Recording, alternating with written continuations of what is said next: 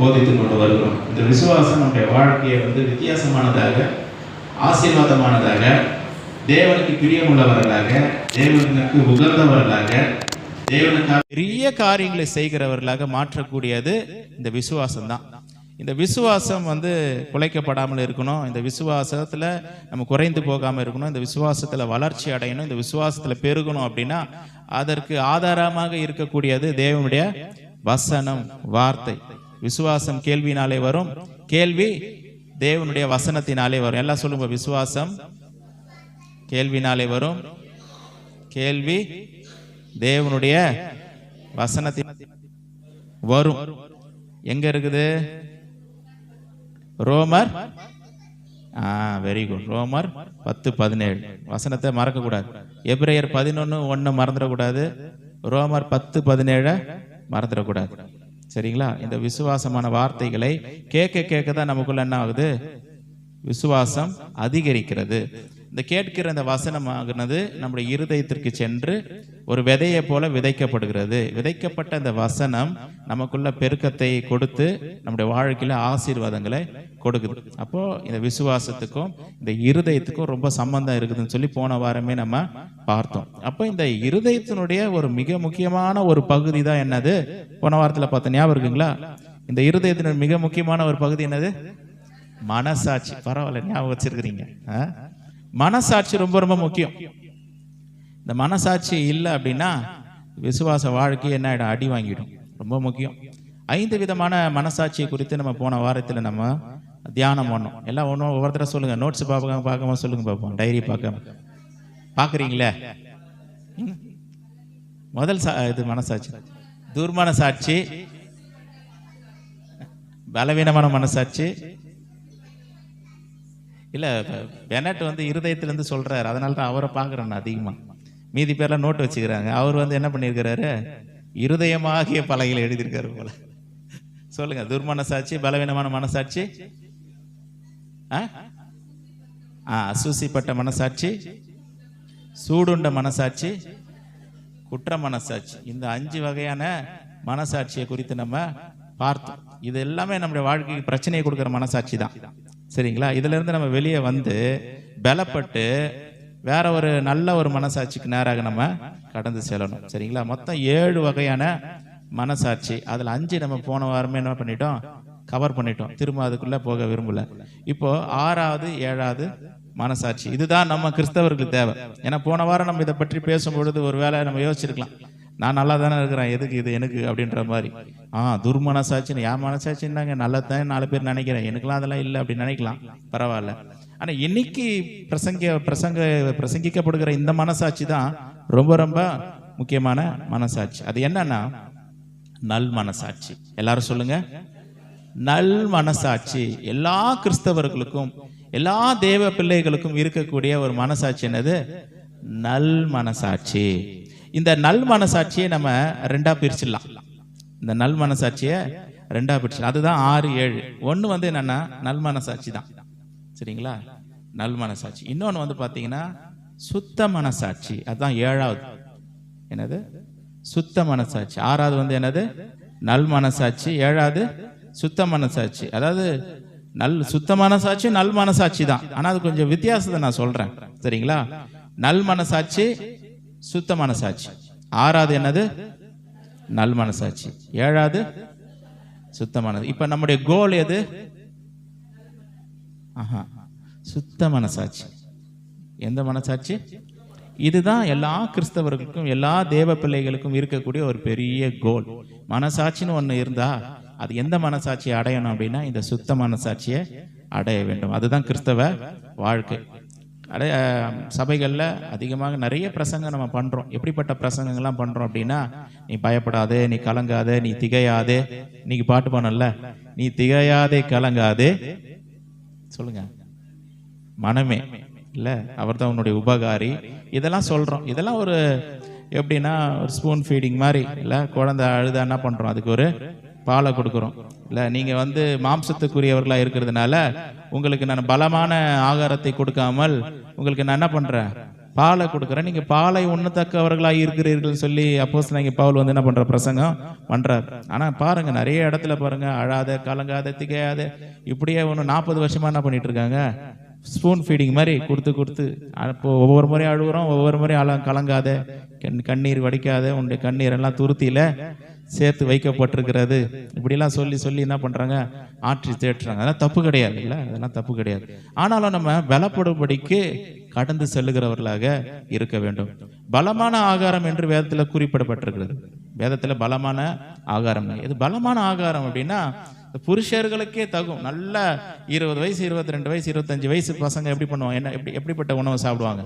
ஒரு பாதி டம்ளர் பால் கொடுத்தா அவங்களுக்கு பத்துமா சொல்லுங்க? என்னெல்லாம் கொடுத்தா சாப்பிடுவாங்க? பெரியவங்க கிட்ட ஒரு 2 இட்லிக்கு மேலே ஒரு இட்லி வச்சாலே போதும், இல்லை போதும், 2 இட்லி அதுக்கு மேலே சாப்பிட முடியாதுங்க. 3 இட்லி தானாலே யோசிக்கிறாங்க. பசங்களை 3 இட்லி கொடுத்தா பத்துமா?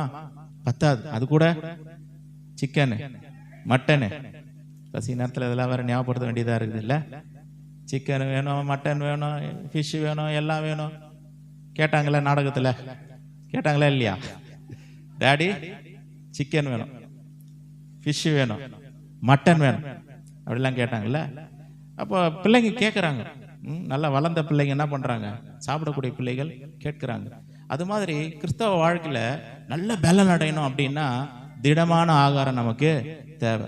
இன்னைக்கு அந்த மாதிரி ஒரு சப்ஜெக்ட் தான், திடமான ஒரு ஆகாரத்திற்கான ஒரு சப்ஜெக்ட் தான் இது. அதுக்காக வந்து குழந்தைங்களுக்கு மட்டன் பிரியாணி கொடுக்குறேன், சிக்கன் 65 கொடுக்குறேன்னு சொல்லி 1 வயசு குழந்தைக்கு கொடுக்க முடியுமா நம்ம? அது சும்மா கொஞ்சம் லைட்டாக ஊட்டலாம், அது எல்லாத்தையும் சாப்பிட முடியுமா? முடியாது. அது ஒரு பெரிய பிரச்சனை. அதனால் அந்த புருஷர்களுக்கு, அதை உண்ணத்தக்கவர்களுக்கு நம்ம அதை கொடுக்குறோம். நம்ம சபைகளில் பாருங்கள், எத்தனையோ வருஷமாக நம்ம சபையை நம்ம அட்டன் பண்ணிட்டு வரோம். எத்தனையோ வருஷங்களாக ஞாயிறு ஆராதனை இப்படிலாம் நம்ம கேட்டுக்கிட்டு இருக்கோம். இன்னும் நம்ம என்ன பண்ணோம், பலப்படும்படிக்கு நம்ம கடந்து செல்ல வேண்டியது நம்முடைய அவசியமாக இருக்கிறது. சரி, ஓகே. நம்ம இந்த நல் மனசாட்சினா என்னன்னு சொல்லி நம்ம பார்க்கலாம். அப்போஸ்தலர் 23வது அதிகாரம் 1வது வசனம். அப்போஸ்தலர் 23:1.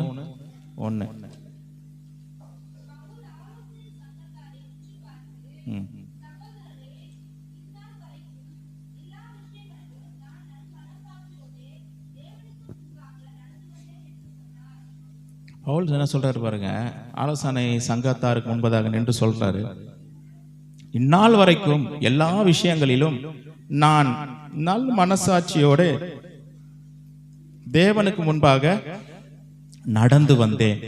எப்படிப்பட்டவர் பாருங்க. பவுல் என்ன சொல்றாருன்னா, இது வரைக்கும் நான் நல்ல மனசாட்சியோடு கூட நான் வாழ்ந்து கொண்டு வருகிறேன் என் தேவனுக்கு முன்பதாக. அவர் வந்து இந்நாள் வரைக்கும் சொல்லும் பொழுது அவர் இந்த தேவனை, அதாவது இந்த நியாயப்பிரமாணங்கள் புத்தகங்களை அறிந்த அந்த காலத்திலிருந்தே, சின்ன வயசுல இருந்தே அப்படி சொல்றார். சின்ன வயசுல இருந்தே நல் மனசாட்சியோடு கூட வாழ்ந்து வந்தேன் அப்படின்னு சொல்றார். அவர் ரட்சிக்கப்பட்டது என்னைக்கு ரட்சிக்கப்பட்டாரு? தமஸ்குக்கு போற வழியில இயேசு கிறிஸ்துவின் ஒளி அவர் கண்களில் பட்டு அவர் விழுந்து ஒரு ஒரு ஒரு சூப்பர் நேச்சுரலா ஒரு சந்திப்பு உண்டாகி அப்படி இயேசு அறிந்து கொள்றார்.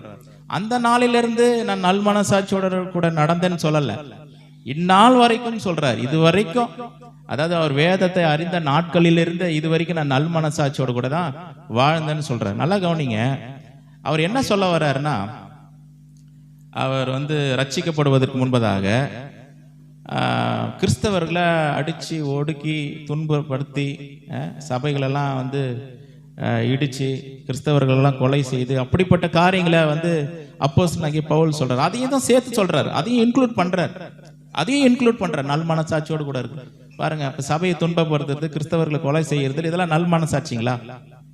கிடையாது. ஆனா என்ன சொல்றாரு அவரு? நல் மனசாட்சின்னு சொல்றாரு. நான் நல்ல மனசோட தாங்க செஞ்சேன்.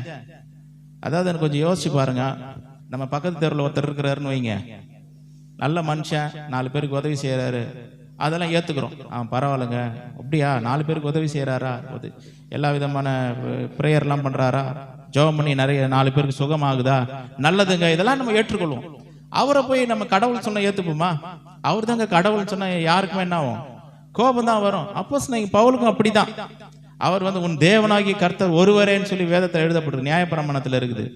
அப்ப தேவனை தவிர வேற யாரும் எந்த மனுஷனும் தன்னை தேவன் என்று சொல்லக்கூடாது, உயர்த்தக்கூடாது. கடவுள்னு சொல்லி ஒரு மனுஷனை சொல்லக்கூடாது, ஒரு மனுஷனை ஜனங்கள் கடவுள்னு சொல்லவும் கூடாது. அப்படி ஜனங்க ஒரு கூட்டம் மக்கள் எழும்பி, கிறிஸ்தவர்கள் சொல்லிக் கொள்கிற ஒரு கூட்டம் எழும்பி தாங்கள் என்ன பண்றாங்க, எங்களுக்கு ஒரு கடவுள் இருக்கிறார், அவர் இயேசு தான் கடவுள் அப்படின்னு சொல்லும் போது இவருக்கு தாங்க முடியல.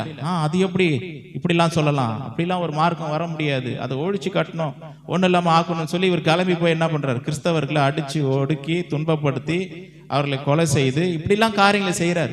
இவர் என்ன நினைச்சுக்கிறார் அப்படின்னா, கடவுளுக்கு நான் நல்ல காரியம் செய்யறேன், தேவனுக்கு நான் சேவை செய்யறேன். எதன் மூலமா சேவை செய்யறாரா, ஜனங்களை அடக்கி ஒடுக்கி அடிச்சு துன்பப்படுத்தி கிறிஸ்தவத்தை ஒன்று இல்லாம ஆக்கி அப்படி என்ன பண்றாரு, கடவுளுக்கு தேவனுக்கு நான் சேவை செய்யறேன் அப்படிங்கிற மாதிரி அவர் சொல்றாரு. ஆனா உண்மை என்னன்னா, இது தேவனுக்கு பிரியமில்லாத காரியம், இது தேவனுக்கு பிரியமில்லாத காரியம். பாருங்க, அதனாலதான் தேவன் கூட சொல்றாரு, அவர் ஒரு வசனத்தை சொல்றாரு, நான் அறியாத காலத்துல நான் இதெல்லாம் செஞ்சதுனால தேவனுடைய இரக்கத்தை நான் பெற்றேன். எனக்கு தெரியும், என் மனசாட்சி படி நான் என்ன பண்ணேன், நான் நல்லதுதான் நினைச்சு செஞ்சேன். ஆனா அது ஒருவேளை அது கடவுளுக்கு அது பிடிக்கல போல, என் மனசுக்கு நல்லதா படுது. ஆனா தேவன் அதே காரியத்தை எப்படி பாக்குறாரு, என்ன சொல்றாரு, முள்ளில் உதைக்கிறது உனக்கு கடினமா, முள்ளில் ஆண்டவருடைய பார்வையில் அப்படி இருப்பா, நீ நல்ல மனசாட்சியோட செய்யற நீ நினைச்சுக்கிற, ஆனா நீ என்ன பண்ணிட்டு இருக்கிற, முள்ளு மேல நீ உதைச்சுக்கிட்டு இருக்கிற. முள்ளுல உதைச்சா அது உனக்கு பிரச்சனை, உனக்கு தான் பாதிப்பு, உனக்கு தான் அப்படிங்கிற மாதிரி ஆண்டவர் சொல்றாரு. அவருடைய மனசு நல்லா தான் இருக்குது, ஆனா அது தேவனுக்கு உகந்ததாக அது இல்லை. ஒரு வசனத்தை வாசிப்போமா, நீதிமொழிகள் 14வது அதிகாரம் 12வது வசனம். நீதிமொழிகள் 14:12.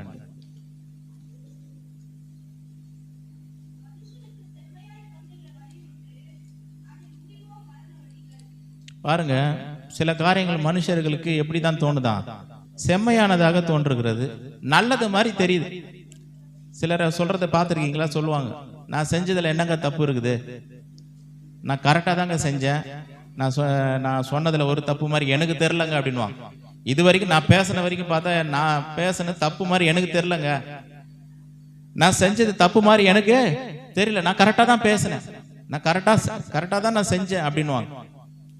நான் யாருக்கும் எந்த துரோகம் பண்ணதில்லைங்கன்னு. காரணம் என்ன, அவங்களுக்கு நினைக்கிறேன், அவங்க நினைச்சுக்கிறாங்க என் மனசுக்கு எல்லாமே நான் கரெக்டா தான் பண்ணிக்கிறேன், அது நல்ல மனசாட்சி தான். ஆனா அது தேவனுக்கு, தேவனுடைய வார்த்தைக்கு, தேவனுடைய சித்தத்திற்கு புறம்பானதாக இருக்கிறது.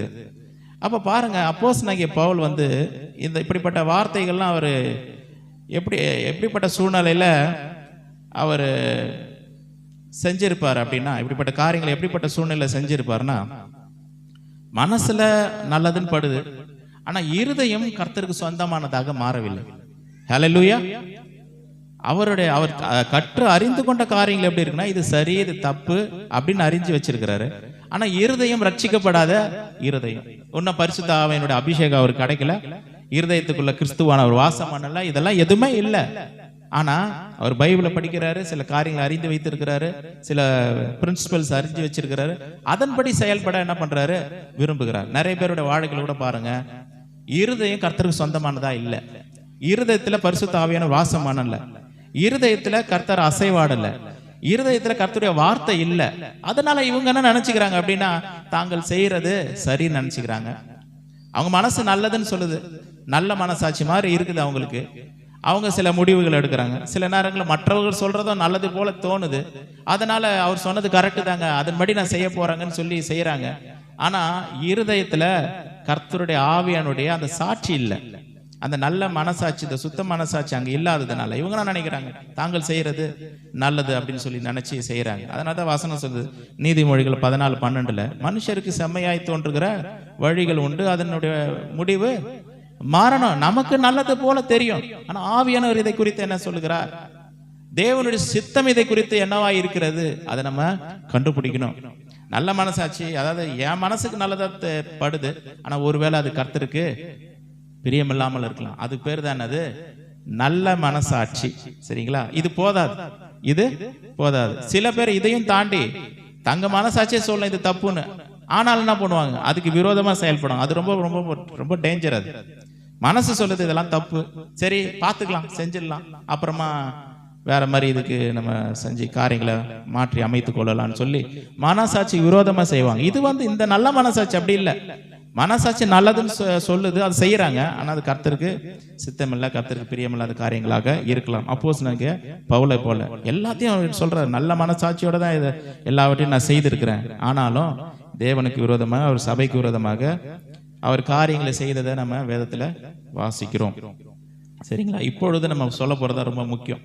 இப்போ எதுக்குள்ள போறோம் அப்படின்னா, 7வது சுத்த மனசாட்சி. இதுதான் ரொம்ப ரொம்ப முக்கியமானது. வாசிக்கலாம். 1 தீமோத்தேயு 3வது அதிகாரம் 9வது வசனம்.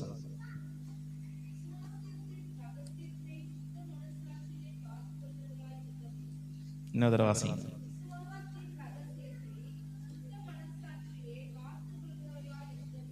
வந்துச்சுங்களா? விசுவாசத்தின் ரகசியத்தை சுத்த மனசாட்சியிலே காத்து கொள்ளுகிறவர்களாயும் இருக்க வேண்டும். அப்போ விசுவாசம் சொல்லப்பட்டிருக்குது. அதாவது சில நேரங்களில் விசுவாசம்ன்ற வார்த்தைகள் பல இடத்துல வர்றதுனால ஒரே மாதிரியான அர்த்தத்தை எடுத்துக்கூடாது. எபிரேயர் 11வது அதிகாரம் 1வது வசனத்துல பாத்தீங்கன்னா, விசுவாசமானது நம்பப்படுகிறவர்கள் உறுதியும் காணப்படாதவைகளின் நிச்சயமா இருக்குதுன்னு சொல்லி நம்ம வாசிக்கிறோம். அந்த விசுவாசம் வேற. ஏன்னா கர்த்தருடைய வார்த்தையை கேட்டு அதை நம்பி விசுவாசிச்சு நம்ம சில காரியங்களை நம்ம செய்யறோம், சில காரியங்களை சொல்றோம். அது அப்படிப்பட்ட விசுவாசம். இங்க சொல்லப்பட்டிருக்கிற விசுவாசம் விசுவாசத்தின் ரகசியம் வருது. இந்த விசுவாசம் அது கிடையாது. இது என்னன்னா கிறிஸ்தவ மார்க்கத்தை குறிக்கிற விசுவாசம். என்னது? கிறிஸ்தவ மார்க்க. பாருங்க இந்த உலகத்துல கூட பாத்தீங்கன்னா நிறைய ஃபெய்த் இருக்குன்னு சொல்லுவாங்களா, இஸ்லாம ஃபெய்த் அப்படின்வாங்க. வேற மதத்தை சொல்லி அவங்களுடைய நம்பிக்கை, இவங்களுடைய நம்பிக்கை எப்படிங்க, அவங்களுடைய நம்பிக்கை அப்படிங்க அப்படின்லாம் சொல்லுவாங்கல்ல. அந்த மாதிரி நம்மளதுலயும் பாத்தீங்கன்னா விசுவாசம் இருக்கு. என்ன விசுவாசம்? நம்முடைய மார்க்கம் என்ன சொல்லுகிறது? நம்முடைய விசுவாசம் என்ன சொல்லுகிறது? ஆண்டவராக இயேசு கிறிஸ்து இந்த பூமிக்கு மனிதனாக பிறந்து 33 வருஷம் உலகத்துல வாழ்ந்து கல்வாரி சிலுவையில எனக்காக என்னுடைய பாவங்களுக்காக மரித்து 3ஆம் நாள்ல உயிர்த்தெழுந்து கிறிஸ்துவானவராக எனக்குள்ள வாசம் பண்ணுகிறார். அவரை என்னுடைய சொந்த ரட்சகராக நான் ஏற்றுக்கொண்டிருக்கிறேன். அவர் இந்த பூமிக்கு வர போறாரு, என்னை அவரோடு கூட சேர்த்து கொள்ள போகிறார். இதுதான் கிறிஸ்தவ ஃபெய்த். கரெக்டுங்களா? இந்த ஃபெய்த், இந்த விசுவாசத்தினுடைய ரகசியம் என்னன்னா சுத்தமான சாட்சின்றார். சரிங்களா? அப்ப நம்ம கிறிஸ்தவ வாழ்க்கைக்குள்ள வந்துடுறோம். வந்துட்டு இயேசுவை சொந்த ரட்சகராக ஏற்றுக்கொள்கிறோம், அவருக்காக வாழ ஆரம்பிச்சிடுறோம், சபைக்கு போறோம், கனி கொடுக்கிறோம், ஜெபிக்கிறோம், வேதத்தை தியானிக்கிறோம், ஆண்டவருடைய சுவிசேஷத்தை மற்றவர்கள் அறிவிக்கிறோம், கிறிஸ்துவுக்காக நம்ம வாழ்கிறோம். இந்த வாழ்க்கை கெட்டு போயிடக்கூடாது. இந்த வாழ்க்கை கெட்டு போயிடக்கூடாது. சில பேருக்கு நான் ஓட்டத்தை ஆரம்பிக்கிறேன். அதான் பவுல் சொல்றாரு, ஒரு இடத்துல சொல்றாரு, நீங்க ஆவியில ஆரம்பித்த நீங்கள் மாம்சத்துல முடிக்க போகிறீர்களான்னு கேட்கிறார். ஆரம்பிக்கும் போது நல்லா தான் ஆரம்பிச்சீங்க. எப்படி ஆரம்பிச்சீங்க? நல்லா அபிஷேகத்தை பெற்றுக்கொண்டாங்க, அந்நிய பாஷைகளை பேசினாங்க, நல்லா ஜபத்துக்கு போனாங்க, பயபக்தியா இருந்தாங்க, காரியங்கள் எல்லாவற்றையும் செஞ்சாங்க. ஆனா போக போக போக போக என்ன ஆயிடுச்சு அப்படின்னா, சர்ச்சுக்கே இப்ப அவர் வர்றதில்லைங்க, அவர் ஜபத்துக்கே வர்றதில்லை, பைபிளும் படிக்கிறதில்லை, அவர் வேற மாதிரி போயிட்டாருங்க. கேள்விப்பட்டிருக்கீங்களா இப்படி சொல்லி? ஏன் என்ன ஆச்சுன்னா, அந்த விசுவாசத்தை விட்டு விலகி போயிட்டார். விசுவாசனா அந்த மார்க்கத்தை விட்டு, தேவனை பின்பற்றுகிற அந்த வழிகளை விட்டு, தேவன் வைத்திருக்கிற அந்த காரியத்தை விட்டு விலகி போயிட்டார். ஆண்டவர் வர்ற வரைக்கும் நம்மளை எங்க தான் வச்சிருக்கிறாரு? சபையில வச்சிருக்கிறார். கிறிஸ்துவனுடைய வருகைக்காக நம்ம காத்து கொண்டிருக்கிறோம். யாரை எடுத்துக்கொள்ள போறதுக்காக வராரு இயேசு கிறிஸ்து? சபையை எடுத்துக்கொள்வதற்காக இயேசு கிறிஸ்து வரப்போகிறார். கர்த்தர் நம்மளை சபையில தான் வச்சிருக்கிறார்.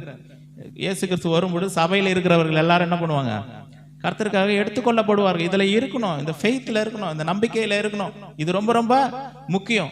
இந்த வாழ்க்கை என்னைக்குமே ஸ்ட்ராங்கா இருக்கணும் அப்படின்னா, என்னைக்குமே அது ஆரோக்கியம் உள்ளதாக இருக்க வேண்டுமானால் அதனுடைய சீக்ரெட் என்னன்னா, அதோட ரகசியம் சொல்லும் போது உலக பிரகாரமா சொல்ற ரகசியம் இல்லை. உலக பிரகாரமா என்ன சொல்லுவாங்கன்னா, ஒரு 3 பேர் 4 பேர் கூடி பேசுவாங்க, சொல்லுவாங்க, இந்த விஷயம் நமக்குள்ள இருக்கட்டும், வேற யாருக்கும் தெரிய தேவை அப்படின்வாங்க. இல்ல, அது உலக பிரகாரமா சொல்லுகிற ரகசியம். ஒருவேளை சபையில நம்ம 100 பேர் இருக்கலாம், ஆனா ஒரு சில விஷயம் ஒருத்தர் 2 பேருக்கு தான் தெரியுதுன்னா அதுக்கு பேர் என்னன்னு சொல்லலாம்? ரகசியம். மற்றவங்களுக்கு தெரியல, அவங்க 2 பேருக்கு தான் தெரிஞ்சிருக்கு அப்படின்னு. ஆனா பவுல் சொல்ற ரகசியம் அந்த ரகசியம் இல்லை. பவுல் சொல்ற ரகசியம் என்னன்னா வெளிப்பாடு. எல்லாரும் சொல்லுங்க, வெளிப்பாடு, ரெவலேஷன். அதாவது சின்ன வயசுல இருந்து பாத்தீங்கன்னா என்னோட வாழ்க்கையில நிறைய அப்ஸ் அண்ட் டவுன்ஸ், நிறைய வாழ்க்கையில விழுந்து விழுந்து எழுதுகிற அனுபவங்கள், நம்ம ஜெபம் பண்ணுவோம், அப்புறம் ஜெபத்தை விட்டுருவோம். பைபிள் படிப்போம், அதை விட்டுருவோம். விழுந்து விழுந்து எழுந்துக்கிற அனுபவம் இருக்கும். நல்ல ஆவியில் நரம்போம், அப்புறம் நரம்பாமல் போயிடுவோம். இப்படி ரொம்ப தடுமாற்றங்கள் இருக்கும். அது ஸ்டேபிளாக இருக்காது. ஒரு சில நேரத்தில் அப்படியே நான் கர்த்தருக்காக நான் உயிரை ஜீவனையும் கொடுப்பேன் அப்படின்னு இருக்கும். ஒரு சில நேரத்தில் கர்த்தருக்கு நமக்கு சம்மந்தமே இல்லாத மாதிரி இருக்கும். மாறி இருக்கும், ஒரு ஃப்ளக்சுவேஷன் மாதிரி இருக்கு பாருங்க. ஆனால் பவுல் சொல்றாரு, உன்னுடைய விசுவாசம், அதாவது விசுவாசம் சொல்லும்போது உன்னுடைய கிறிஸ்தவ ஜீவியம் இப்படி சொல்லலாம். அப்பதான் உங்களுக்கு புரியும்.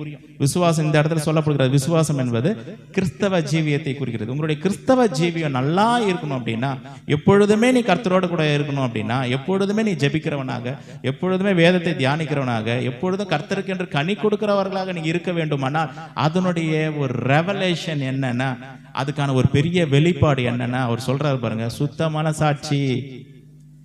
ஹல்லேலூயா. சுத்தமான நம்முடைய கிறிஸ்தவ ஜீவியம், நம்ம விசுவாச வாழ்க்கை அடிபடும் அப்படின்னா, எப்படி அடிபடும்னா, இந்த சுத்த மனசாட்சி அடி வாங்குச்சுன்னா அது அடி வாங்கிடும். ஹல்லேலூயா. நம்ம சுத்த மனசாட்சி ரொம்ப முக்கியம். ஏன் அது ரொம்ப முக்கியம்னா, இப்போ நல் மனசாட்சியிலையாவது பார்த்தீங்கன்னா மனசு நல்லதா இருக்குது, ஆனால் கர்த்தருடைய வார்த்தைக்கு நமக்கு சம்மதம் இல்லாமல் கூட இருக்கலாம். ஆனால் இங்கே சுத்த மனசாட்சி அப்படி கிடையாது. இது எப்போ உண்டாகுதுன்னா, பரிசுத்த ஆவியை நம்ம ஏற்றுக்கொண்டதுக்கு அப்புறம், பரிசுத்த ஆவியை நம்ம உள்ளத்துல வாசம் பண்ணதுக்கு அப்புறம், மறுபடியும் பிறந்த அனுபவத்திற்கு போனதுக்கு அப்புறம், கிறிஸ்துவானவர் நம்முடைய உள்ளத்துல தங்கி இருக்கிறதுக்கு அப்புறம் என்ன நடக்குதுன்னா, நமக்குள்ள அவர் கான்ஸ்டன்டா வாசம் பண்ணுகிறார். நம்முடைய இருதயத்தில் அவர் வாசம் பண்ணுகிறார். நம்முடைய இருதயத்தில் அவர் சாட்சி கொடுக்கிறவராக இருக்கிறார். மகனே, இது நீ செய்யற காரியம் தவறு, இது செய்யாத, இதை விட்டு விலகுன்னு சொல்றாரு. நம்முடைய இருதயத்துல சில நேரங்கள் என்ன பண்றாரு, ஆண்டவர் உணர்த்துறார், நீ போகிற பாதை சரியில்லை, இதை விட்டு மனம் திரும்பு. ஹல்லேலூயா. அப்படி கர்த்தர் உள்ள இருந்து என்ன பண்றாரு, நமக்கு காரியங்களை சொல்றாரு. அது எப்படின்னா, அந்த மனசாட்சியில இருந்து கர்த்தர் பேசுகிறார். சில நேரங்கள்ல கர்த்தர் ஆவியானவர் எப்படி பேசுறாருன்னா, மனசாட்சியிலிருந்து பேசுகிறார். அது ரொம்ப முக்கியம். எது ரொம்ப ஒரு கிறிஸ்தவனுக்கு ரொம்ப முக்கியமானது என்னன்னா, மனசாட்சியிலிருந்து பேசுகிற ஆவியானவருடைய சத்தம் ரொம்ப முக்கியம். ஹல்லேலூயா.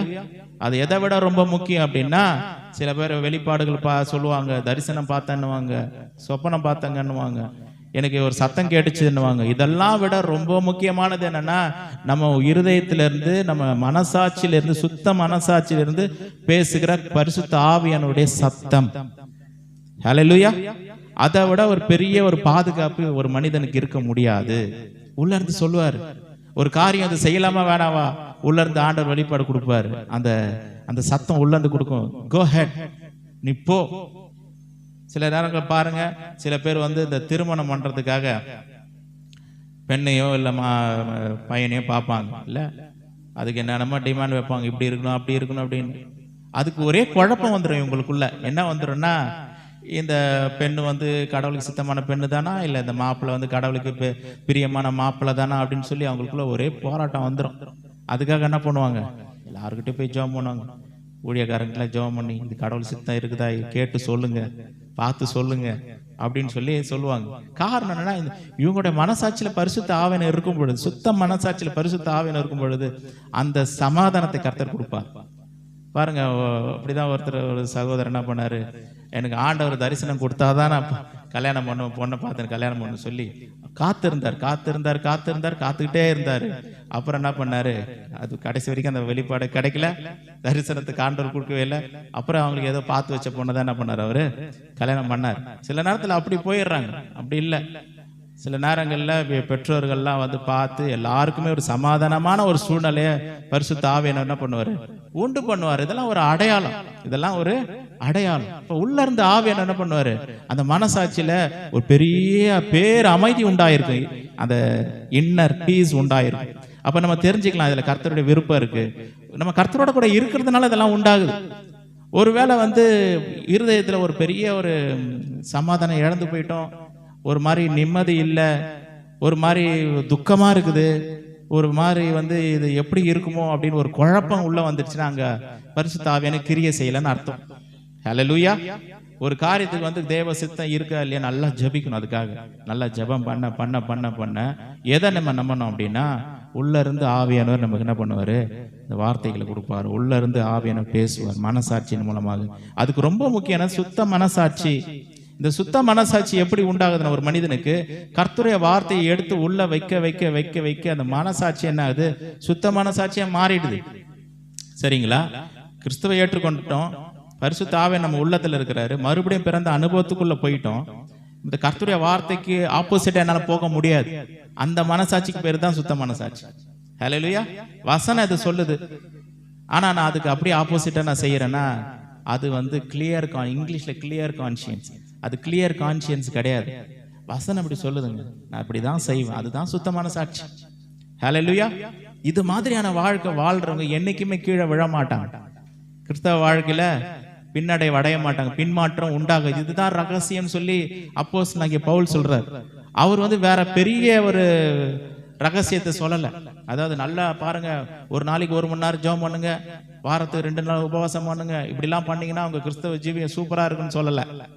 இதெல்லாம் நல்லது, இதெல்லாம் நல்லது. ஆனா அவர் என்ன சொல்றாரு பாருங்க, சுத்தமான சாட்சியில தான் இருக்குது. உங்க விசுவாச ஜீவியம் நல்லா இருக்கணும் அப்படின்னா, உங்களுக்கு ஆவிக்குரிய ஜீவியம் நல்லா இருக்கணும், உங்க சுத்தமான சாட்சியில தான் இருக்கு. அந்த சுத்தமான சாட்சி கரெக்டா இருந்தா ஆவிக்குரிய ஜீவியம் நல்லா இருக்கும். என்னைக்கு அது அடிப்படுதோ அன்னைக்கு இந்த கிறிஸ்தவ வாழ்க்கை என்ன ஆகும், ஆட ஆரம்பிச்சிடும். ஒரு கப்பல் மாதிரி கிறிஸ்தவ வாழ்க்கை என்பது எப்படி, ஒரு கப்பல் மாதிரி. கப்பலுக்கு ரொம்ப முக்கியமானது அது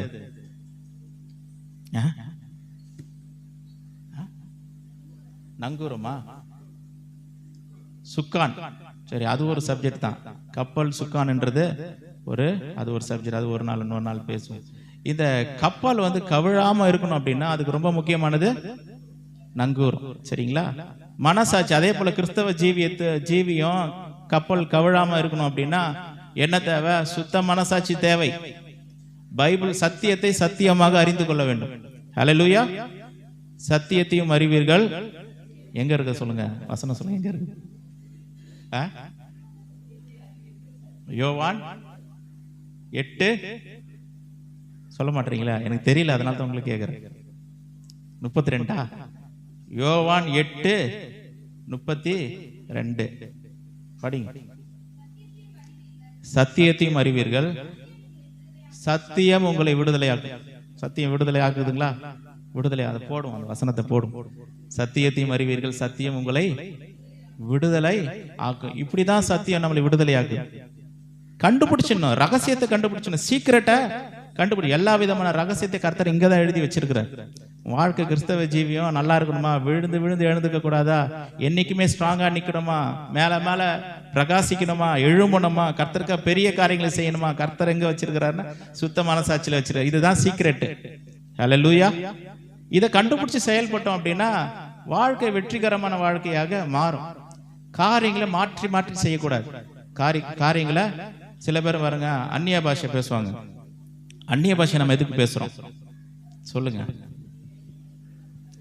தேவனோட கூட ரகசியங்களை பேசுறோம். அப்படி ரகசியங்களை பேச பேச நமக்குள்ள என்ன ஆகுது அப்படின்னா, நம்முடைய உள்ளான மனிதன் பலப்படுகிறான்.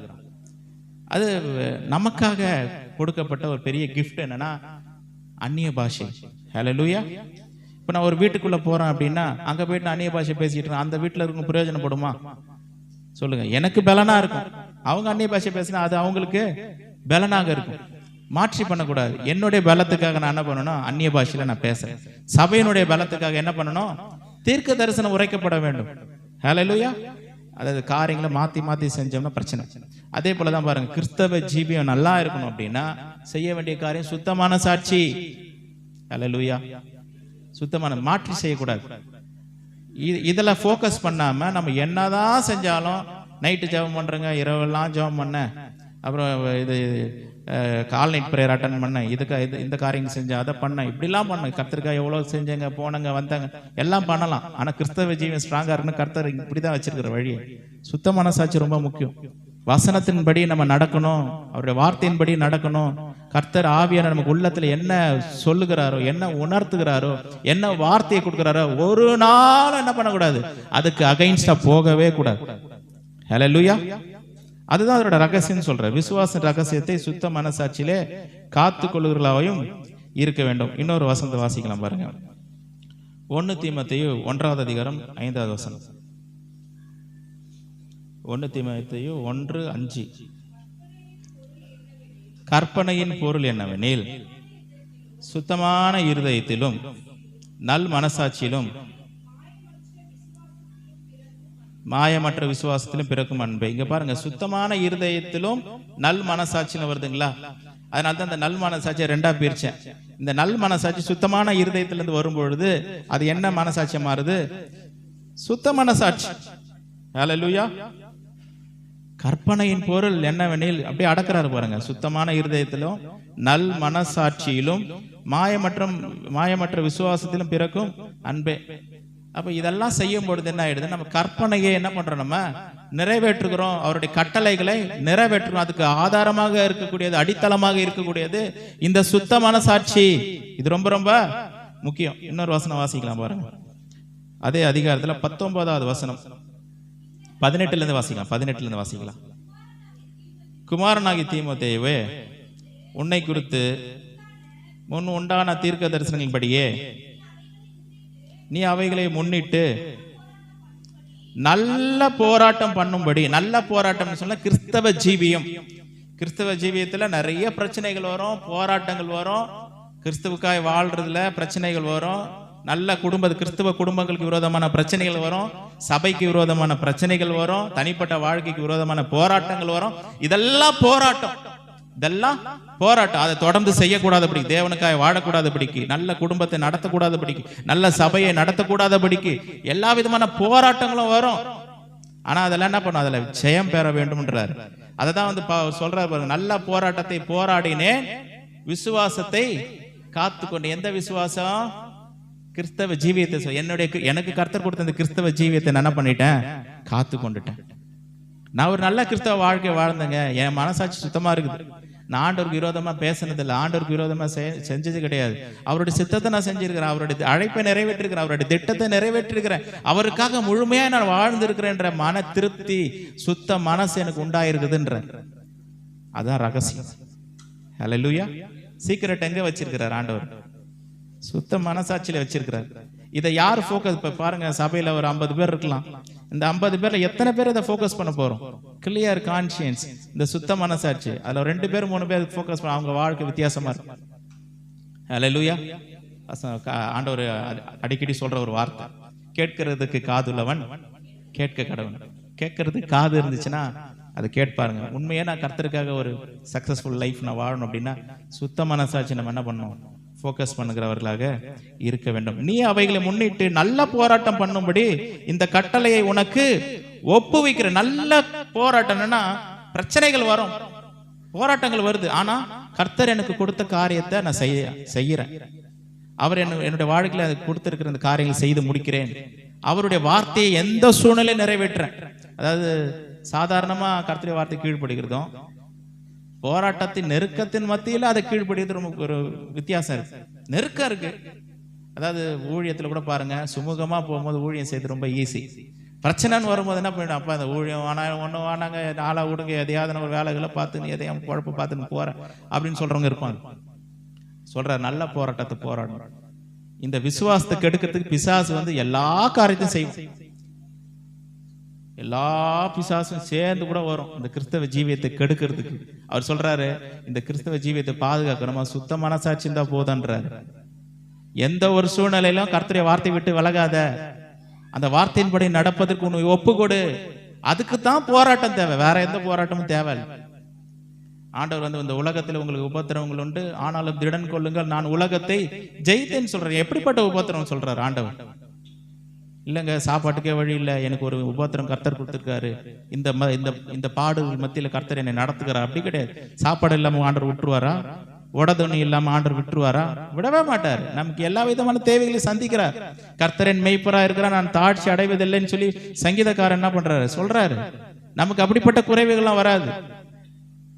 இருக்கிறதுக்கு இடம் இருக்குது, சாப்பிட்றதுக்கு உணவு இருக்குது, உடைகள் கர்த்தர் கொடுக்கிறார், தேவைகளை சந்திக்கிறார், எல்லாவற்றையும் கொடுக்கிறார். அதெல்லாம் பாடுகள் கிடையாது. எது பாடு? இந்த ஜீவியத்தை வாழக்கூடாதபடிக்கு பிசாசு கொடுக்கிறான் பாருங்க, அதுதாங்க பாடு. இந்த வசனத்தை கீழ்ப்படியா கூடாதபடிக்கு வருகிறது வாழ்க்கையில போராட்டம். அதுதான் போராட்டம். அந்த போராட்டத்தை நான் போராடினேன்ற. எந்த ஒரு சூழ்நிலையிலும் கர்த்தருடைய வார்த்தை விட்டு நான் விலகல. சில நேரங்களில் பிரச்சனை வரும்போது என்ன பண்ண, தேவனுக்கு அப்படி விரோதமா அகைன்ஸ்டா பேச ஆரம்பிச்சிருவாங்க. என்ன ஆண்டவருக்கு வந்து என்ன இவ்வளவு நான் படுறதுக்கு கஷ்டம், அவருக்கு புரியலையா, தெரியலையா, இந்த ஆண்டவர் கண்ணு இருக்குதா, காது இருக்குதா, அவர்லாம் பார்த்துக்கிட்டு என்ன பண்ணிட்டு இருக்கு, அப்படி பேச ஆரம்பிச்சிருவாங்க. என்ன ஆயிடுச்சு அப்படின்னா மனசாட்சி துர்மனசாட்சியா மாறி போயிடும்.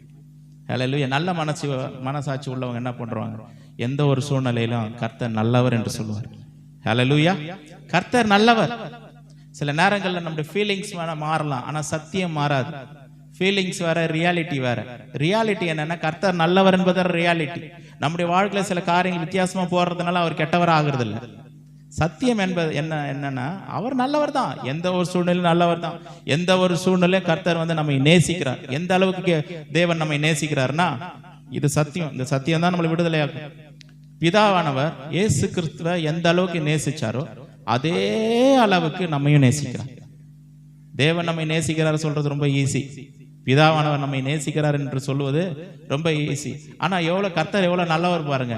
வேதத்தில் அவர் என்ன சொல்லியிருக்கிறார்னா, பிதா நம்ம எப்படி நேசிக்கிறாராம், இயேசுவை எந்த அளவுக்கு நேசிச்சாரோ அதே அளவுக்கு என்னையுமே அவர் நேசிக்கிறார். 1% கூட கம்மி பண்ணல. 100% ஜீசஸ் அவர் நேசிக்கிறாருன்னா அதே 100% என்னையும் நேசிக்கிறார். அவர் எனக்கு நல்லவராக. இதெல்லாம் ஜீசஸ் சொன்ன வார்த்தைகள், அதெல்லாம் எடுத்து காண்பிக்க நேரம் இல்லை. அவர் சொன்ன வார்த்தைகள் தான். அப்ப அவருடைய அன்பின் மீது நான் என்ன பண்ண நம்பிக்கை வைக்கிறேன். அவர் நல்லவர் என்பதை நான் என்ன பண்ண நம்புறேன். அதனால்தான் கர்த்தர் நல்லவர் என்பதை ருசித்து பாருங்கள்.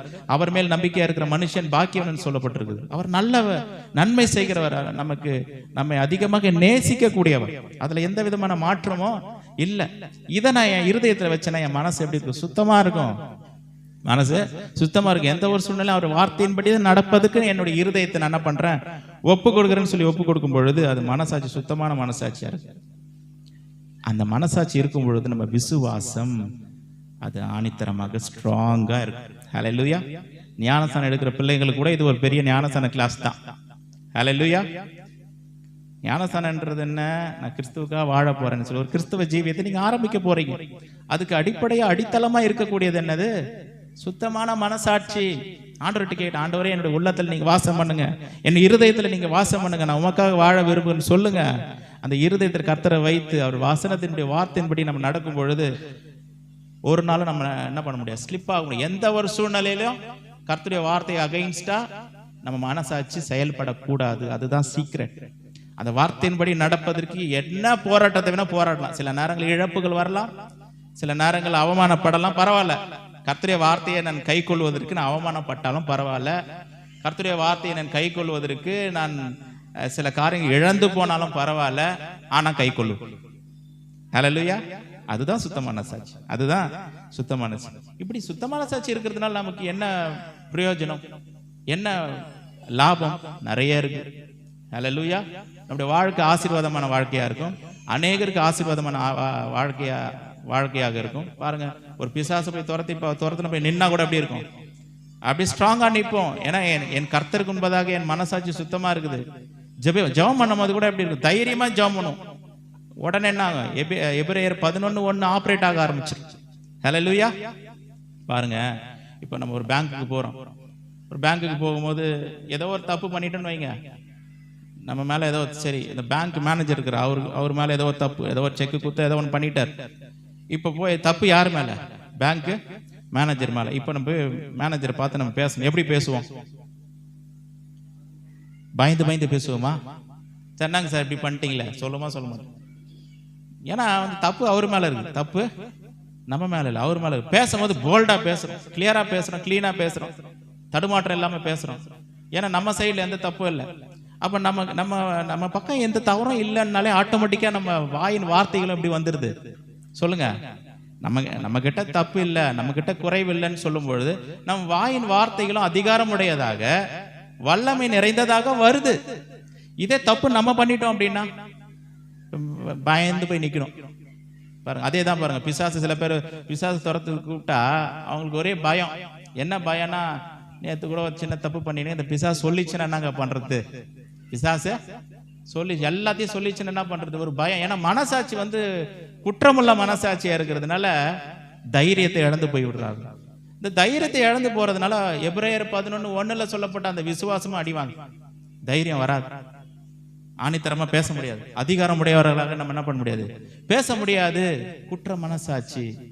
சுத்த மனசாட்சியா இருந்தா அந்த அதிகாரம் உடையவர்களா பேசலாம். போய் நின்று பாருங்க, பிசாசு நடுங்கும், ஓடும், அற்புதங்கள் நடக்கும். ஆண்டவருக்கு அற்புதம் பண்றதுக்கு ரொம்ப சாதாரணம். இதுதான் நம்ம பண்ண வேண்டியது. சுத்த மனசாட்சி உடையவர்களா இருக்கிறது தான் பெரிய விஷயம். அதுதான் நம்ம செய்ய வேண்டியது. ஒரு சுகமாகணுமா, கர்த்தர் டக்குன்னு செஞ்சிருவார். ஒரு ஜபிக்கணும், ஒரு சுகமான உடனே நடந்துடும். ஒரு ஆசீர்வாதம் வரணுமா, உடனே கிடைச்சிடும். இதெல்லாம் இருந்ததுன்னா கர்த்தர் நம்மளை ஈஸியா வல்லமையா அங்க பயன்படுத்த ஆரம்பிச்சுவார். ஹல்லேலூயா. இந்த வாழ்க்கை பாருங்க, கர்த்தரை கனப்படுத்தி வாழ்கிற வாழ்க்கை. இப்படிப்பட்ட ஒரு வாழ்க்கை கர்த்தருக்கு கனத்தை கொடுக்கிற ஒரு வாழ்க்கை. ஆண்டவர் சொல்றாரு 1 சாமுவேல் 2:30 சொல்றாரு, என்னை கனப்படுத்துகிறவர்களை நான் கனம் பண்ண, என்னை கனம் பண்ணுகிறவர்களை நான் கனம் பண்ணுகிறேன். அவரை கனப்படுறதுக்கு ஒரு நல்ல ஒரு வழி, நல்ல ஒரு சான்ஸ் என்னன்னா, ஆண்டவர் எந்த ஒரு சூழ்நிலை மத்தியிலும் வசனத்தின்படி வாழ்வதற்கு என்னை ஒப்புக்கொடு, என்னுடைய மனசாட்சிக்கு விரோதமாக செயல்படணும். ஏன்னா நீங்க உள்ள இருந்து நீங்க பேசுறீங்க, சுத்த மனசாட்சியில இருந்து நீங்க சொல்றீங்க சில காரியங்கள், அதுக்கு அகைன்ஸ்டா போக மாட்டேன். தப்பு பண்ணிட்டு அப்புறமா கம்யூனியன் சர்வீஸ் மன்னிப்பு கேட்டுக்கலான்ற முடிவை நான் எடுக்க மாட்டேன். ஹல்லேலூயா. கம்யூனியன் சர்வீஸ் மன்னிப்பு கேட்கிற நாள் அல்ல. கம்யூனியன் சர்வீஸ் மன்னிப்பு கேட்கிற நாள் அல்ல. அது ஆண்டவர் எதுக்கு கம்யூனியன் கொடுத்தாரு சொல்லுங்க? அவருடைய மரணத்தின் நினைவு கூறும்படிக்கு தான். அவர் வரப்போறாரு, என்னை ஏற்றுக்கொள்ள போகிறாரு, இந்த சபையை எடுத்துக்கொள்ள போகிறாரு, அவரோட கூட ஒரு மனவாட்டியை நான் எடுத்துக்கொள்ள, அதை நினைச்சு பார்க்கணும். அதுக்கு தான் இந்த கம்யூனியன். வந்து ஒவ்வொரு முறையும் நம்ம ஆண்டவர் நம்முடைய வாழ்க்கையில நம்ம சில தவறுகள் நடக்குது தான், நம்ம ஸ்லிப் ஆகிறோம், அதெல்லாம் உண்மைதான். உடனே நம்ம என்ன பண்றோம், சுத்தமான சாட்சி உள்ளவங்க டக்குன்னு என்ன பண்றாங்க, ஐயோ நம்ம தப்பு பண்ணிட்டோமே, இது மிஸ்டேக் ஆச்சு, இது செய்யக்கூடாது, உடனே சீர் பொருந்துறாங்க, உடனே கரெக்ட் ஆயிடுறாங்க. ஏன்னா கிளீனா இருக்கு, அவங்களுடைய மனசாட்சி சுத்தமா இருக்கிறதுனால உடனே தேவனோட கூட ஒப்புரவாயிரும். இந்த சுத்தமான சாட்சி இருந்ததுன்னா எபிரேயர் 11:1 தாராளமாக கிரியை செய்யும். ஹல்லேலூயா. கர்த்தருடைய வார்த்தையை சொல்லுவோம், அற்புதங்கள் நடக்கும், அதிசயங்கள் நடக்கும், கர்த்தர் பெரிய காரியங்களை அவர் செய்வார். இன்னொரு வசனத்தை வாசிச்சு முடிக்கலாம். 1 பேதுரு 3வது அதிகாரம் 18வது வசனம்.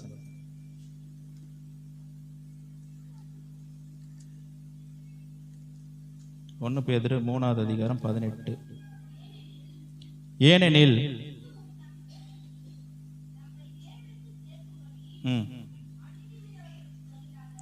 நீதியுள்ளவராய் பாவங்களின் நிமித்தம் ஒரு தரம் பாடுபட்டார். அவர் மாம்சத்தில் கொலையுண்டு ஆவியிலே உயிர்ப்பிக்கப்பட்டார். அந்த ஆவியிலே அவர் போய் காவலில் உள்ள ஆவிகளுக்கு பிரசங்கித்தார். பாருங்க, இதை சொல்லணும். இந்த நேரத்தில் என்ன சொல்றாங்க, சில பேர் என்ன சொல்றாங்கன்னா, இயேசு கிறிஸ்து மரிச்சாருங்க, மரிச்சு 3 நாள் என்ன பண்ணாரு, 3ஆம் நாள் தானே உயிரோட எழுந்தாரு.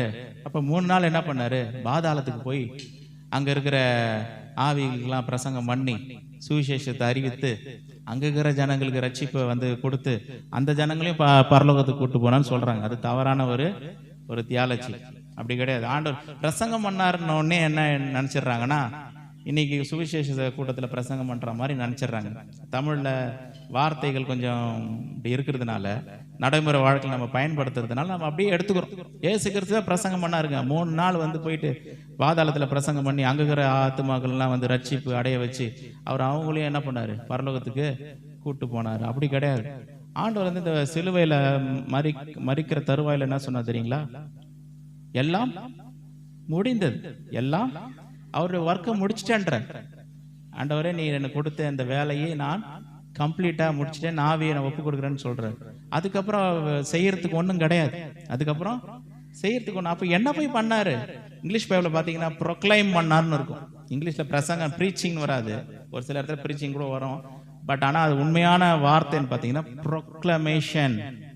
அறிவித்தார். என்ன அறிவித்தார்? பாதாளத்துக்கு போயிட்டு நான் ஜெயிச்சிட்டேன், ராஜ்யம் என்னுடையதா ஆயிடுச்சு, சகல பிசாசுடைய சகல அதிகாரத்தை நான் உரிந்து கொண்டேன், இந்த அதிகாரம் எனக்கு கொடுக்கப்பட்டதுன்னு சொல்லி ஜெய கிறிஸ்துவாய் போயிட்டு பிரகடனம் பண்றாரு.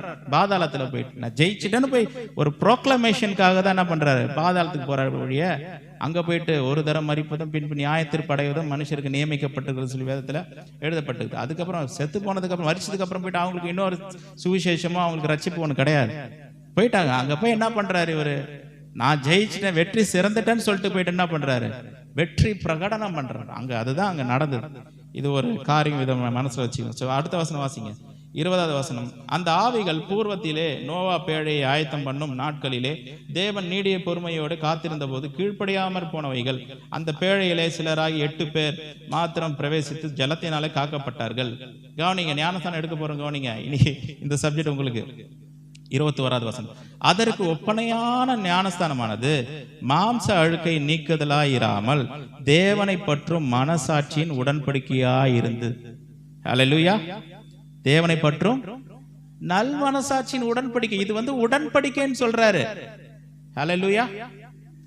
இதெல்லாம் அண்டர்ஸ்டாண்ட் பண்ணதுக்கு அப்புறம் தான் வாழ்க்கை வித்தியாசமா. இதெல்லாம் சொல்லலையே, இது ஒரு 20 வருஷத்துக்கு முன்னாடி சொல்லியிருந்தா நல்லா இருந்திருக்குமேன்ற மாதிரி இருக்கு. ஒருவேளை நமக்கு புரியலையா நான் தெரியல. இந்த சுத்த மனசாட்சி என்பது ஒரு தேவனோடு கூட செய்கிற உடன்படிக்கை. ஹல்லேலூயா. சுத்த மனசாட்சி சொல்லுங்க. சுத்த மனசாட்சி என்பது தேவனோடு கூட செய்யக்கூடிய உடன்படிக்கை. ஞானஸ்தான உடன்படிக்கை தானே இந்த சுத்த மனசாட்சி என்பதும் ஒரு உடன்படிக்கை. உடன்படிக்கைக்கு அகைன்ஸ்ட் நம்ம போக முடியுமா? ஒரு நாள் போக முடியாது. எத்தனை பேர் இந்த உடன்படிக்கைக்குள்ள வர விரும்புறீங்க? ஹல்லேலூயா. இந்த நல் மனசாட்சின்றது ஆண்டவர் எப்படி சொல்றாரு பாருங்க. மாம்ச அழுக்கை நீக்குகிறத ஞானஸ்தானம் இல்ல, இது மனசை கழுவுகிற ஞானஸ்தானம். அப்ப இந்த சுத்த மனசாட்சி என்பது ஒரு ஞானஸ்தானம். ஹல்லேலூயா. சுத்த மனசாட்சி என்பது ஒரு ஞானஸ்தானம். இந்த ஞானஸ்தானத்துல நம்ம என்ன பண்றோம்? தேவனோட கூட உடன்படிக்கை பண்றோம். என்ன உடன்படிக்கை? ஆண்டவரே, என் உள்ளத்துல நீங்க வாசம் பண்றீங்க, என் உள்ளத்துல உங்களுடைய வார்த்தை இருக்கிறது, உங்களுடைய வசனங்கள் இருக்குது. இந்த வசனத்துக்கு அகைன்ஸ்டா நான் போக மாட்டேன், என்னைக்குமே போக மாட்டேன், செத்தாலும் போக மாட்டேன். எந்த ஒரு சூழ்நிலையிலும் பிறர் முகத்துக்காக நான் என்ன பண்ண மாட்டேன், போக மாட்டேன். இவங்க என்னை உபத்திரப்படுத்தினாலும் நான் போக மாட்டேன், மற்றவரை துன்பப்படுத்தினாலும் போக மாட்டேன், மற்றவரை அவமானப்படுத்தினாலும் பரவாயில்ல போக மாட்டேன். என்ன வேணா நடக்கலாம், ஆனா உங்க வசனத்துக்கு அகைன்ஸ்டா நான் போக மாட்டேன், உங்களுடைய சித்தத்திற்கு அகைன்ஸ்டா நான் போக மாட்டேன். என் மனசாட்சியில இருந்து நீங்க சாட்சி சொல்லிட்டே இருக்கிறீங்களே, மகனே இது தேவனுக்கு பிரியமில்லாத காரியம், அதுக்கு நான் உமக்கு விரோதமான காரியத்தை செய்ய மாட்டேன், நீர் விரும்பாத காரியத்தை செய்ய மாட்டேன், நீர் எனக்கு சொல்ற காரியத்தை தான் நான் செய்வேன், நீர் உணர்த்துற காரியத்தை செய்வேன் அப்படின்னு சொல்றதுதான் உடன்படிக்கை. ஹல்லேலூயா. இந்த உடன்படிக்கையை புரிஞ்சுக்கிட்டவங்க அவங்க வாழ்க்கை எப்படி இருக்குமா? அப்படியே அசையாத ஒரு கண்மலையில் கட்டப்பட்ட வீட்டை போல இருக்கும். வாழ்க்கை என்னைக்குமே கீழே போகாது. இந்த விழுந்து விழுந்து எழுந்துக்கிறது, அப்புறம் ஒரு மாதிரி இன்னைக்கு ஒரு மாதிரி இருக்குது, நாளைக்கு ஒரு மாதிரி இருக்குது, அப்படிலாம் இருக்காது. ஸ்டேபிளா இருக்கும். அவர்கள் நீர்ப்பாய்ச்சலான தோட்டத்தை போல இருப்பாங்க. அவங்க செழித்து கொண்டே தான் போவோம், உயர்ந்து கொண்டே தான் போவோம். காரணம் அங்க இருக்குது நல் மனசாட்சியில். இது ஒரு உடன்படிக்கை. ஹல்லேலூயா. இதுக்காக நம்ம ஜெபம் பண்ண போறோம் இன்னைக்கு. ஆண்டவரே, இந்த உடன்படிக்கைக்கு அகைன்ஸ்டா நான் போக மாட்டேன், மற்றவங்களுக்காக நான் மாத்திக்க மாட்டேன், மற்றவங்களுக்காக நான் செய்ய மாட்டேன். இது உம்முடைய வார்த்தை, இது உம்முடைய சித்தம். அதனாலதான் இந்த சபையில பிரசங்கம் பண்ணும்போது தேவனுடைய சித்தத்தை அதிகமாக பிரசங்கம் பண்ணும். தேவனுடைய சித்தம் என்ன, அவருடைய விருப்பம் என்ன, அந்த சித்தத்தை அறிந்து அதுக்கு ஆப்போசிட்டா செயல்படக்கூடாது. அது ஒரு விதமான ஞானஸ்தானம். இன்னொரு வசனத்தை வாசிச்சு முடிக்கலாம் பாருங்க. இதை படிச்சா விட்டுட்டேன். 1 தீமோத்தேயு, அதே வசனம் தான், நம்ம நிறுத்திட்டோம் பாதிலேயே. 1 தீமோத்தேயு 18வது அதிகாரம், 1 தீமோத்தேயு 1வது அதிகாரம் 18வது வசனம் நான் வாசிக்கிறேன். குமாரனாகிய தீமோத்தேயுவே, உன்னை குறித்து முன் உண்டான தீர்க்கதரிசனத்தின்படியே நீ அவைகளை முன்னிட்டு நல்ல போராட்டம் பண்ணும்படி இந்த கட்டளை உனக்கு ஒப்புவிக்கிறேன். நீங்க நீ விசுவாசமும் நல் மனசாட்சியும் உடைய, விசுவாசமும் இருக்கணும், நல் மனசாட்சியும் இருக்கணும். விசுவாசத்தையும் நல் மனசாட்சியும் பிரிக்க முடியாது. ஹல்லேலூயா. இந்த பைபிள்ல பாத்தீங்கன்னா நிறைய பேரா இருக்கும், 2 இருக்கும், ஒன்னு இல்லாம இன்னொன்னு இல்லை. பாத்தீங்களா? சில பேர் பாருங்க, தேவனுக்கு பயப்படுற பயம் இருக்கு. உதாரணத்துக்கு சொல்றேன், ஏன்னா புரியணுன்றதுக்கு. தேவனுக்கு பயப்படுற பயம் இருக்காது, பயம் இல்லைன்னா கீழ்ப்படிதல் இருக்காது. ஹல்லேலூயா. தேவன் மேல பயம் இருந்துச்சுன்னா கீழ்ப்படிதல் இருக்கும். கர்த்தரை மதிக்கல, தேவனுக்கு மரியாதையை கொடுக்கலன்னா அவர் சொல்ற வார்த்தைக்கு மரியாதை இருக்காது. அப்ப யாருக்கு கர்த்தருக்கு அந்த பயபக்தியை செலுத்துகிறார்களோ அங்க கீழ்ப்படிதல் உண்டாயிருக்கும். இந்த மாதிரி பைபிள்ல 2 நிறைய இருக்கு. அது மாதிரி ஒண்ணுதான் இது, விசுவாசமும் நல் மனசாட்சி. விசுவாசம் இல்லாம நல் மனசாட்சி இல்லை, நல் மனசாட்சி இல்லாம விசுவாசம் இல்லை. ஆவிக்குரிய ஜீவன் நல்லா இருக்கணுமா, நல் மனசாட்சி இருக்கணும். சுத்த இருதயத்திலிருந்து உண்டாகக்கூடிய அந்த நல் மனசாட்சி இது உண்டாயிருச்சு அப்படின்னா விசுவாசம் என்னைக்குமே ஸ்ட்ராங்கா இருக்கும்ன்ற. வாசிங்க, கடைசியா வாசிங்க 19 பாருங்க. இந்த நல் மனசாட்சியை சில தள்ளிவிட்டு விசுவாசமாகிய கப்பலை சேதப்படுத்தினாரு. கப்பலை கைய வைக்க முடியாது. கப்பலை என்னைக்கு நல் மனசாட்சி நம்ம தள்ளி விடுறோமோ, கப்பலுக்கு ரொம்ப ஆதாரமா இருக்கும். நங்கூரம் போயிடுச்சுன்னா கப்பல் காலி இல்ல. என்னைக்கு இந்த நல் மனசாச்சா வசனம் அப்படி சொல்லுது, அதெல்லாம் இந்த காலத்துல செட் ஆகாதுங்க, அதெல்லாம் பண்ண முடியும், அவரே தப்பு பண்ணாரு, இவரே தப்பு பண்ணாருங்க. பலவீனமான மனசாட்சி, புரியுதுங்களா? பலவீனமான மனசாட்சி என்ன சொல்லுவான்? அவரே தப்பு பண்ண, அவர் செய்யாதான் நான் செஞ்சுட்டேன், அவரும் தான் தப்பு பண்ண, நானும் பண்ண, இதெல்லாம் நாங்க இருக்குது. இதெல்லாம் பலவீனமான மனசாட்சி. அது நம்முடைய கோல் இல்லை. சுத்த மனசாட்சி யார் வேணா எப்படி வேணா இருக்கலாம். என்னுடைய கர்த்தர் எனக்காக ஜீவனை கொடுத்திருக்கிறார், என்னை ரட்சித்திருக்கிறார், எனக்குள்ள வாசம் பண்றாரு, எனக்குள்ள சாட்சி சொல்றாரு, சாட்சி எடுக்கிறவராக இருக்கிறார். அவர் சொல்லுகிறபடி நான் வாழ போகிறேன். இதுக்கு எவ்வளவு போராட்டம் வந்தாலும், எவ்வளவு பிரச்சனைகள் வந்தாலும் நான் சந்திப்பதற்கு நான் தயாராக இருக்குன்னு சொல்லி இந்த மனசாட்சி உறுதியா பிடிச்சுக்கிறாங்க பாருங்க. அதுதான் சுத்த மனசாட்சி. இந்த சுத்த மனசாட்சி வேணான்னு என்னைக்கு தள்ளுறோமோ அன்னைக்கே விசுவாசம் அடி வாங்கிடும். ஜபம் போயிடும், ஆராதனை போயிடும், சர்ச்சைக்கு வர்றதுக்கு குறைஞ்சி போயிடும், அப்படியே அது டிமினிஷ் ஆகிட்டே போகும். இந்த நல் மனசாட்சியை சிலர் தள்ளிவிட்டு விசுவாசமாகிய கப்பலை சேதப்படுத்தினார்கள். மறுபடியும் இந்த 1 பேதுரு 3 கடைசி அந்த வசனத்தை வாசிச்சு முடிக்கலாம். 3:21 1 பேதுரு 3:21. அதற்கு ஒப்பனையான ஞானஸ்தானமானது மாம்ச அழுக்கை நீக்குதலாயிராமல் தேவனை பற்றும் நல் மனசாட்சியின் உடன்படிக்கையாயிருந்து இப்பொழுது நம்மையும் இயேசு கிறிஸ்துவனுடைய உயிர்த்தெழுதலினாலே ரட்சிக்கிறது.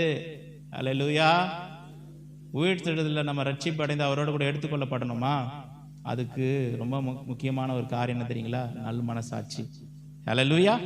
இந்த நல் மனசாட்சி உள்ளவங்க தேவனுக்கு பிரியமுள்ளவர்களாக, நல்ல ஒரு விசுவாச வாழ்க்கை வாழக்கூடியவர்களாக, தேவன் வரும் பொழுது அவரை இன்னும் நிறைய வசனம் இருக்கு, அதெல்லாம் சொல்ற நேரம் இல்லை. அவரை எதிர்கொண்டு போய் சந்திப்பதற்கான தைரியம் இருக்கும். ஏன்னா என் தேவனுக்கு முன்பதாக நல் மனசாட்சியின் ஜீவியத்தை செஞ்சிரு. என்னைக்குமே என் தேவனுடைய வார்த்தைக்கு நான் அகெயின்ஸ்டா போனதில்லை, அவருடைய சித்தத்திற்கு நான் அகெயின்ஸ்டா போனதில்லை. அவருடைய சித்தம் என்னவோ அதுதான் நான் செஞ்சிருக்கிறேன். அந்த மனசாட்சி பாருங்க சுத்தமா இருக்கிறதுனால தைரியம் உண்டாயிருக்கு.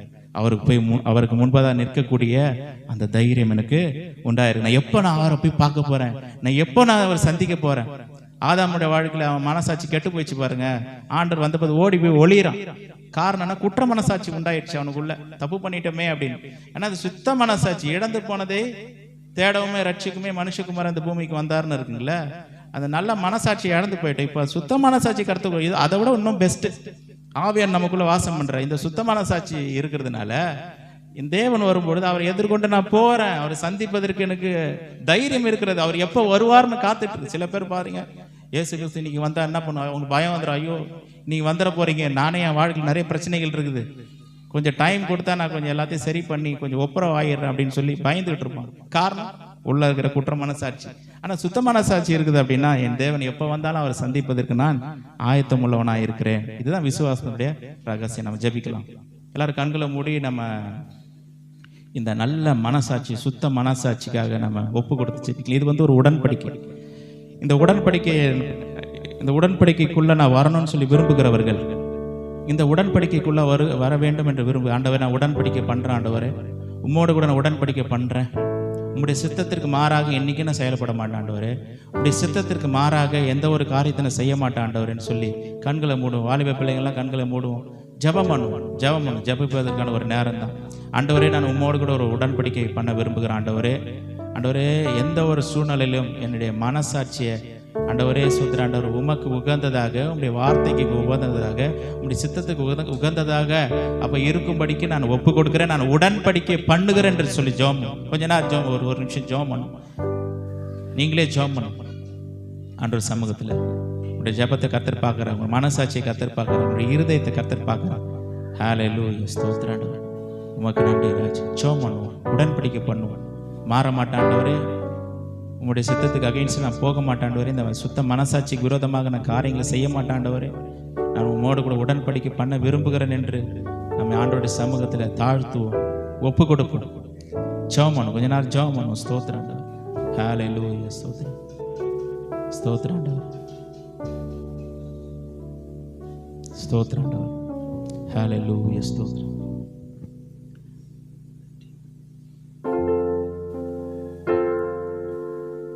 ஸ்தோத்திரம் ஆண்டவரே.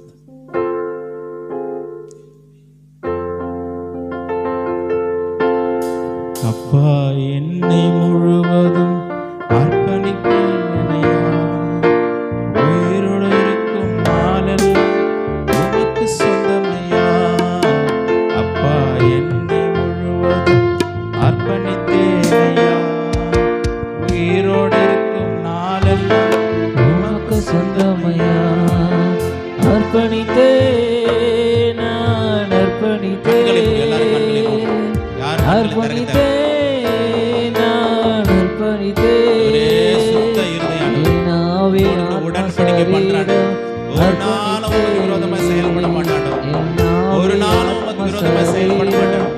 ஒரு நாளும் உமக்கு விரோதமா செயல்பட மாட்டான். அப்பா என்னை முழுவதும் அர்ப்பணித்தேனையா, உயிரோடு இருக்கும் நாளெல்லாம் உமக்கு சொந்தமையா. அப்பா என்னை முழுவதும் அர்ப்பணித்தேனையா, உயிரோடு இருக்கும் நாளெல்லாம் உமக்கு சொந்தமையா. உள்ளம் உடல் எல்லாமே உமக்கு தந்தேனையா, உள்ள உடல் எல்லாமே உமக்கு தந்தேனையா. கள்ளம் கபடு இல்லாமல் காத்து கொள்ளுமையா, ஒரு கள்ளம் கபடு இல்லாமல் காத்து கொள்ளுமையா. அர்ப்பணித்தே நான் அர்ப்பணித்தேன், அர்ப்பணித்தேன், உடன்படிக்கை பண்றான். நான் அர்ப்பணித்தேன். உடன்படிக்கை பண்றான். உடன்படிக்கை பண்றான். சுத்த மனசாட்சியின் உடன்படிக்கை, சுத்த மனசாட்சியின் உடன்படிக்கை, சுத்த மனசாட்சியின் உடன்படிக்கை. அப்பா என்னை முழுவதும் அர்ப்பணித்தேனையா, உயிரோடு இருக்கும் நாளெல்லாம் உமக்கு சொந்தமையா. அப்பா என்னை முழுவதும் அர்ப்பணித்தேனையா, உயிரோடு இருக்கும் நாளெல்லாம் உமக்கு சொந்தமையா. வாக்குவாதம் பொறாமை தூக்கி எறிந்தேனையா, வாக்குவாத பொறாமைகள் தூக்கி எறிந்தனா, ஆண்டவரே சுவையாடையாய் அணிந்து கொண்டேன் நான். ஆண்டவரே சுவையாடையாய் அணிந்து கொண்டேன் நான். அர்ப்பணித்தேன், நான் அர்ப்பணித்தேன், அர்ப்பணித்தேன், நான் அர்ப்பணித்தேன். என் ஆவி, ஆத்மா, சரீரம் அர்ப்பணித்தேன், என் ஆவி, ஆத்மா, சரீரம் அர்ப்பணித்தேன். உமக்காய் வாழும் வைராக்கியம் உள்ளத்தில் வந்ததையா, உமக்காய் வாழும் வைராக்கியம் உள்ளத்தில் வந்ததையா. எனக்காய் வாழும் எண்ணங்கள் என்றோ படிந்ததையா, எனக்காய் வாழும் எண்ணங்கள் என்றோ படிந்ததையா. அர்ப்பணித்தேன், நான் அர்ப்பணித்தேன், அர்ப்பணித்தேன், நான் அர்ப்பணித்தேன். உடன்படிக்கை பண்றாண்டு. என் ஆவி, ஆத்மா, சரீரம் அர்ப்பணித்தேன், என் ஆவி, ஆத்மா, சரீரம் அர்ப்பணித்தேன். உலக பெருமை சிற்றின்பம் உதறி விட்டேனையா, உலக பெருமை சிற்றின்பம் உதறி விட்டேனையா. கசப்பு வெறுப்பு காயங்கள் கடந்து போனதையா, கசப்பு வெறுப்பு காயங்கள் கடந்து போனதையா. அர்ப்பணித்தேன், சொல்லுவோம். நான் அர்ப்பணித்தேன், அர்ப்பணித்தேன்,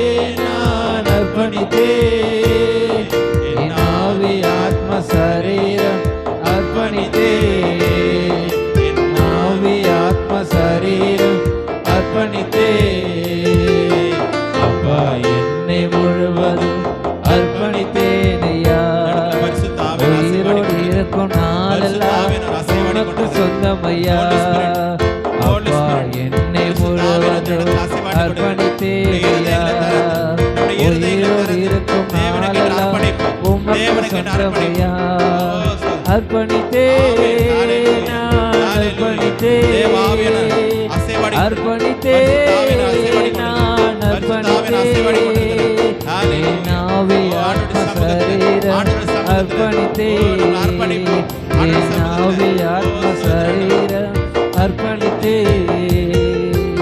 உலக பெருமை சிற்றின்பம் உதறிவிட்டேனையா உலக பெருமை சிற்றின்பம் உதறிவிட்டேனையா கசப்பு வெறுப்பு காயங்கள் கடந்து போனதையா கசப்பு வெறுப்பு காயங்கள் கடந்து போனதையா அர்ப்பணித்தே நான் அர்ப்பணித்தே அர்ப்பணித்தே நான் அர்ப்பணித்தே என் ஆவி ஆத்ம சரீரம் அர்ப்பணித்தே என் ஆவி ஆத்ம சரீரம் அர்ப்பணித்தே வாக்குவாதம் பொறாமை தூக்கி எறிந்தேனா வாக்குவாத பொறாமையில் தூக்கி எறிந்தேனா ஆண்டவரை சுவையாடையாய் அணிந்து கொண்டேனா ஆண்டவரை சுவையாடையாய்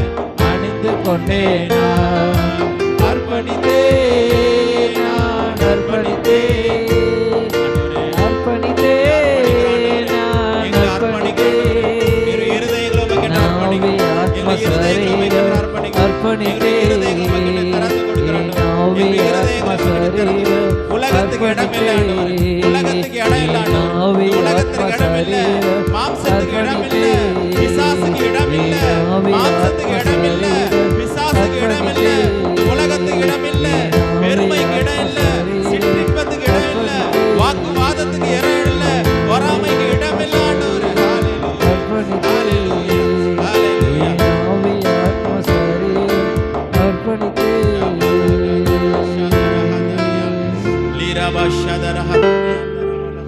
Thank you, Jesus. Thank you, Lord. உமக்கு என்று ஒப்பு கொடுக்க அர்ப்பணிக்கிறோம். இந்த வார்த்தையின் மூலமாய் கர்த்தர் எங்களை ஆசீர்வதிங்க, பலப்படுத்துங்க.